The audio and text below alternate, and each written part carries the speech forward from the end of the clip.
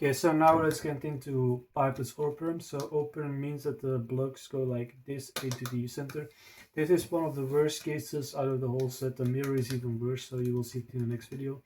So the main arc for this goes like this. You push these corners out, then you bring this down and set it up so you can do a swag.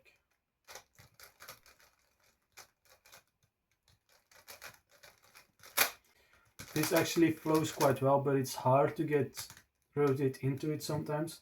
When you can like trace the EG2 layer to building this block, it's actually worth it, because if you do this NS, if you do it here, cancel into doing these moves, then it's actually solved, and doing it this way is actually way faster. There are a couple good alternative arcs, but you must know that a lot of the time it's when you have a cancel move into it, it's better to go to a different case.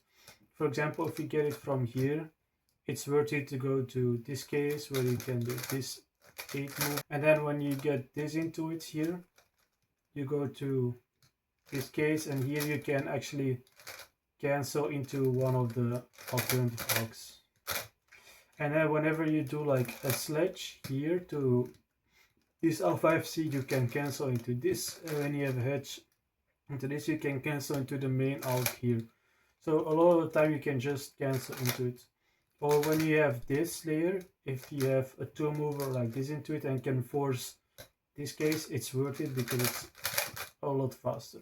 There are still a couple alternative arcs that are worth learning because they are just really good when they cancel. So the first one is from this angle. You do big R prime, then R prime, B, R, D, R, and then you swag and end with an R2. One goes like this. This one is quite fast. It's actually about the same speed, I think, as the main arc. One other one that's also nice, and that's also... So here you would start with an R2 prime, big B,